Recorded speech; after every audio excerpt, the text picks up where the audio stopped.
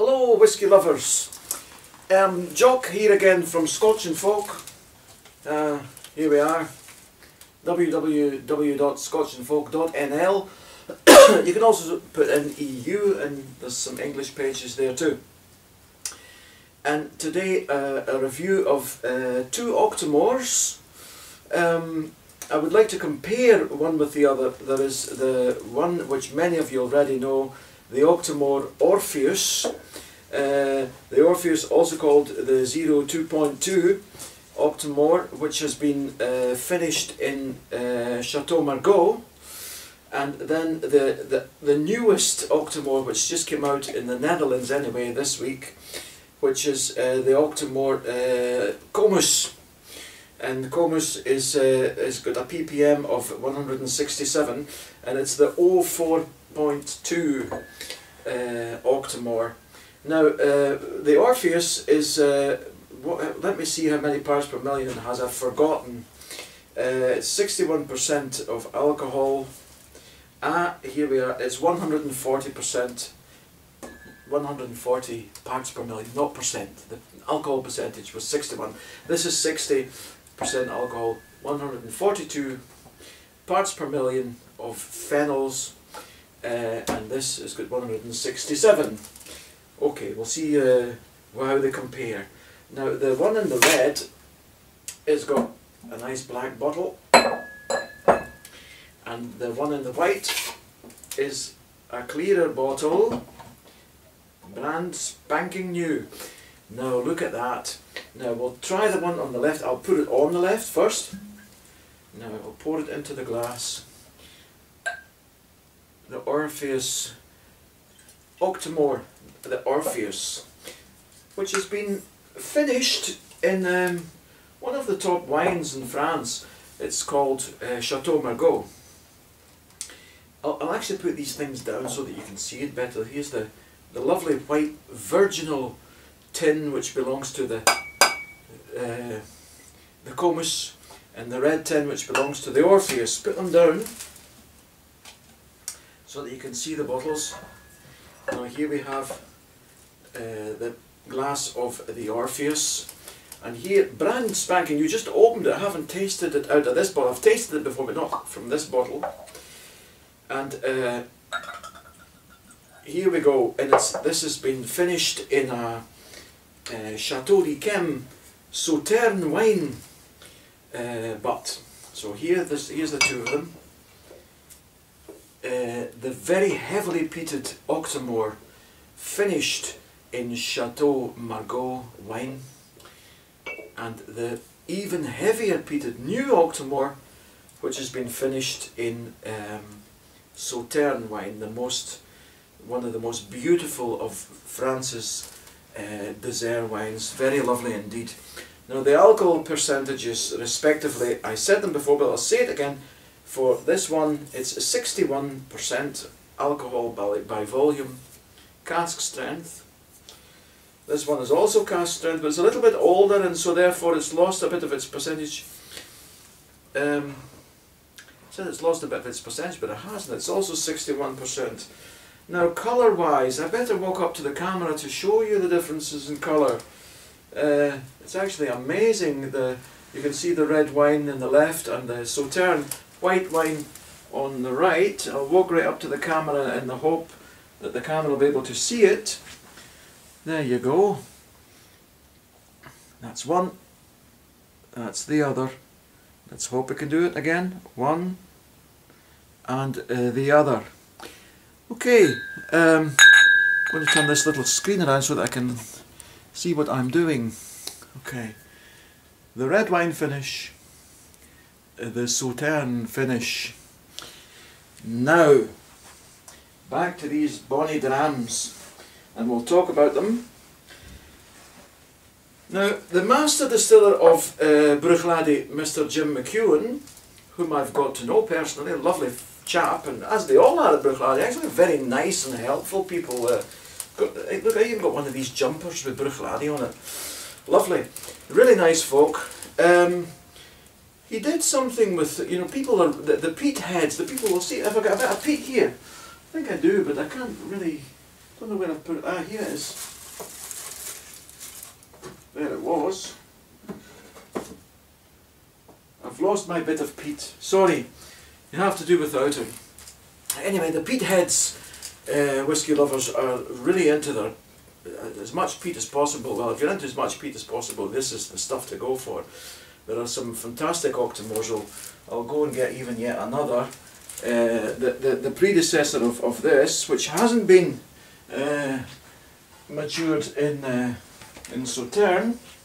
Another one in a black tin.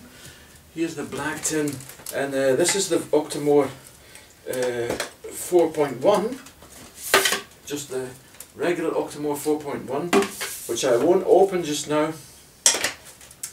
The entire collection I have here, but just great stuff. Now we'll see how they both compare to one another. Now first on the left, as I said, the parts per million, for those of you that know what I mean by that, I don't have to explain anything, but for those of you that maybe don't know what I mean, the parts per million is the measure that they measure the peat levels, the smoky level in the whisky. Now this is the one on the left, the black bottle, which has been done in Chateau Margaux, finished in it, not done, it's finished in it. And now, when I smell it without any water, it's 61%.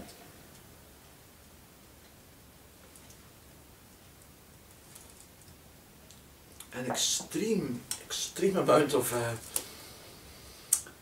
peat, really the big heavy smoke. And then after that initial level of heavy smoke comes the red wine with its roundness and fruitiness.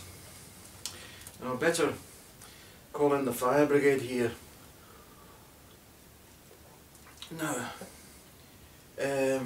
this is a part of the inside of a barrel. Now this is actually a ex-bourbon barrel. You can see how charred it is, but just to give you an idea of what they look like on the inside. Now that's the same as the French ones.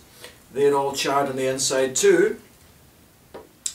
And as the spirit, which comes from the Octomore, penetrates into the wood, it goes in, and especially in the summertime it starts to expand and go into the wood, and then in the winter time it contracts and comes back out of the wood and takes things from the wood. What it takes from the wood is, other than it's been matured in bourbon barrels but then finished in Chateau Margaux, it's taken some of what's been already in the barrel of Chateau Margaux of round French red whisky. Now, I can now feel the aftertaste of it coming after talking for a while. Of the wine is beginning to assert itself now, and it's such a huge, powerful punch of smoke in it that it takes a while for the wine to start to assert itself. But now I have the Octomore 4.2, which is in a clearer bottle, and now I don't have to add to anything at all that Mr. McEwen has already said about this Comus. If you maybe some of you have seen some of the things that he said online about it being a French love affair, about how the big smoky islander goes to France, and you know, the big smoky islander goes to France and he meets up with this French woman, and they end up together, and this great love affair takes place, and they rub up against each other, all sensual, and at the end you get this fantastic product, which is in a you know, a beautiful bottle. I really like the bottle, you know, lovely. I'll come up to the camera again and show you that before I start drinking it and talking about it. Just look at that, isn't it lovely? You can see the bottle all together. You can see right inside it, and it's got a little story on the back, and you can read about it. The little story, beautiful stuff. Now, Sauterne wine is a wine from the Grave region of France. The Grave region is in the southern part of Bordeaux, and the river of which I can't remember the English name, and the Dordogne, it winds its way towards the sea, and as it winds its way towards the sea, in the autumn time, a mist comes up out of the river, and in that mist there's a sort of yeast, and it attacks the grapes, and it rots them. The grapes look basically awful when they get attacked by this yeast, but the pluckers actually pluck the infected grapes because they give such a great sweet flavour, of lovely roundness. Now, and of all the Sauterne wines, the Chateau d'Yquem, which this is the queen. I wouldn't say the king, I'll say the queen, because it's a very feminine type of wine. It's something you would imagine a petite, beautiful French lady to be, you know, smelling all lovely and perfumed, and that all going together with a big peat smoke and bog myrtle of Islay. Now here it is in this glass. That's this one. I'm going to compare it now with the one before. Now this has got a higher content of phenols than the last one. It's only got 18,000 bottles of it released in the whole world, and it's got 167 parts per million, and it's been finished in Sauterne. So here we go, bottoms up. Oh, it smells different. Alright, it's been in the glass a while, and now that it's been in the glass, I've been talking whilst after drinking this, and the Sauterne wine is asserting itself something incredible, very, very lovely indeed. Now I can tropical fruits and wait a minute, have a taste first.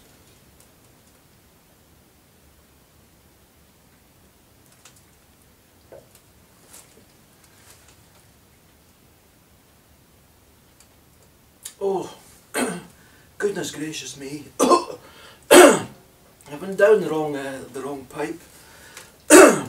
It's not the whiskey making me do this; it actually took it down the wrong way. I need to take the glass of water. Oh, sorry. Sorry about that, folks. Lost the voice, not because of the whiskey, because of being too greedy. Down the wrong throat. What do you call it? Down the wrong pipe. Oh, sorry. It's not stopping me from enjoying it, by the way. Really like it very much indeed. I'm quite sure that this will be to some of your amusement to look at me suffering like this. Oh, it's calming down, thank goodness for that. Now, it asserts itself in a whole different way than the Chateau Margaux. The Chateau Margaux, which is a lot redder, even the whiskey is a lot darker and much more amber. This is much lighter from the white French Sauterne wine. Now I'm going to give them both water and try them again. And I'll be more careful, I promise now, about 5 drops of water into that, and about 5 into the 5 into that one. Now, here we are. Back to the Chateau Margaux one, the red. This one, that's the one I have now. Back to it with water. With water is almost like, for some reason, that the phenols are coming back again, the peat is coming back again.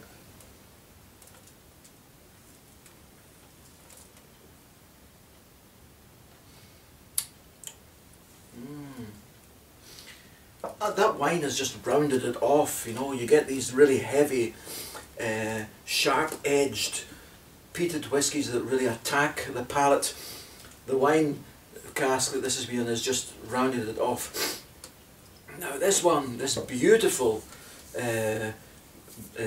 which has been Octomore, a lot higher in the percentage of phenols, a lot higher in the percentage of peat, is in the nose, you know, a lot lighter. It doesn't, you know, the peat isn't attacking me as much, even though the peat level here is higher than in this one. For some reason the peat isn't attacking me. The Sauterne, the French woman has tamed the islander a lot, you know, the Eliac, the people from the island of Isla, he's been a bit tamed and calmed down a lot by this beautiful French lady that he's had a love affair with. Now, let's taste it. I've got a lot of saliva in my mouth now, so I'll mix it with my own saliva.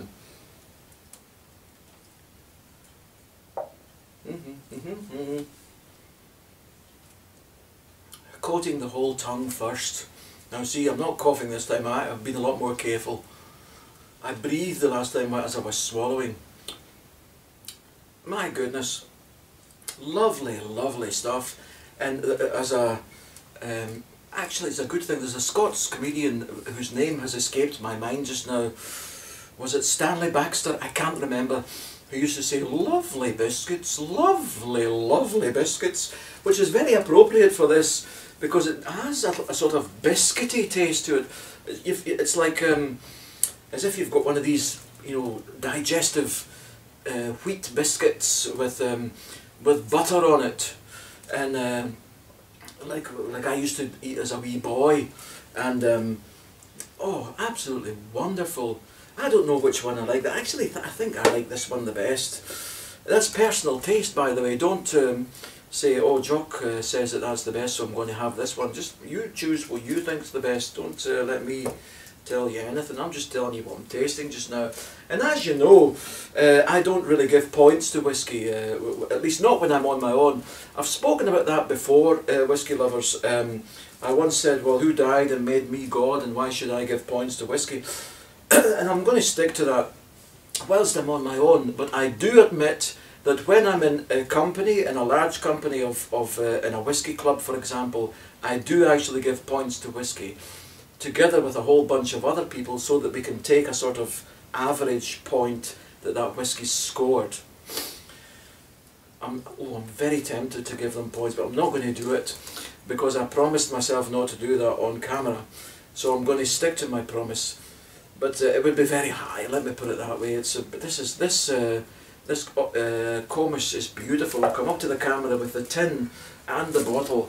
It compares, in my opinion, very, very well with the Chateau Margaux. It's like it. Although some people would say I'd be comparing apples to pears, but yeah, well, why can't you compare an apple to a pear? Why not?